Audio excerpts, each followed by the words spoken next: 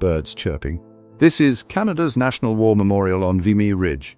It honors 60,000 fallen Canadians from the First World War. Few people realize that 20,000 of those men are missing. Foreboding music. The 12,000 names engraved around the base of the Vimy Memorial commemorate the Canadians missing in France. Each name tells a story. Take Lieutenant Frank McGee, for instance. He was famous for scoring 14 goals in a Stanley Cup game and winning the Cup 3 times with the Ottawa Senators. He was killed at Courcelette in September 1916.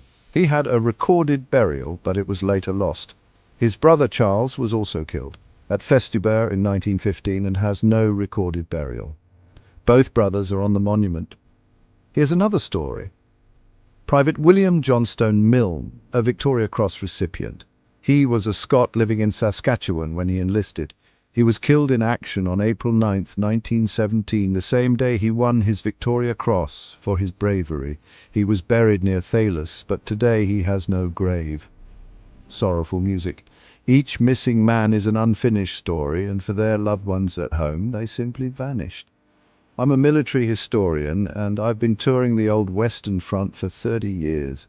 By visiting the famous and not-so-famous cemeteries and battlefields, you'll get a unique perspective on the war and the men who fought it. Driving through the rural countryside near Vimy Ridge, just north of Arras, it's beautiful today, but it wasn't always like that. During the Great War, tens of thousands of men were killed here. For 4 years, this was part of the Western Front, the front line between the Allies and the Germans. After the battles, the bodies of thousands of men were missing. Some are still out there in the battlefields, and others are buried in war cemeteries as unknown soldiers.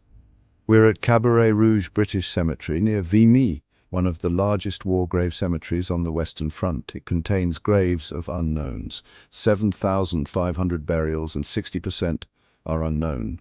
This is the grave of an unknown soldier, a Canadian from the 54th Battalion. At the bottom it reads, "Known unto God." There were 700,000 Commonwealth soldiers killed on the Western Front, and 1 in 4 is buried in an unidentified grave. How could this happen? Several reasons. There were so many men killed that the dead didn't matter. Survival did. Nobody was going to waste time on the dead. Sometimes it was too risky because of ongoing shell fire. Early in the war, they had a single dog tag system. If they buried a soldier, they'd take off his ID. Later, he was found as an unidentified soldier. After a battle, there were burial teams, but it was a gruesome task. They'd throw bodies in a hole, put a cross or marker. Shelling would blow bodies apart or destroy graves. In the early years, there was no method of registering graves, no organization. But the Great War still holds mysteries. Some can be resolved today. The Canadians missing on the battlefields or buried as unknowns, their stories are still out there waiting to be told. Light dramatic music. If the Australians could recover and honor some of their missing men, could the Canadians do the same? Canada had 60,000 men killed on the Western Front, and the bodies of 10,000 of them have never been recovered.